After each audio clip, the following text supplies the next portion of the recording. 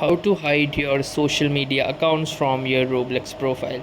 So hey guys, welcome to this tutorial. In this tutorial I'll be guiding you through the steps on how you can hide your social media profiles from your Roblox account if you have added any. So in order to start, the first thing that you will need to do is simply launch the Roblox application by tapping onto the app icon, and once the application launches you will see an interface like this. Now in this interface you need to click onto this more option at the bottom right, and from here scroll down and choose the settings. Now under settings you will have access to this menu, and in this menu choose the first option, that is account info.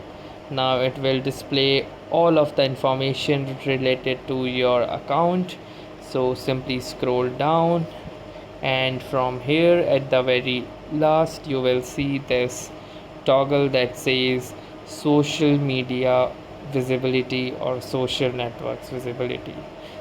This determines who can see links to your social network profiles. So if it is set to everyone, then everyone will be able to see links to your social media profiles, or apart from that you have other options as well. If you want to completely hide it, you can choose the no one option. So that was all for this tutorial. Thanks for watching and have a nice day.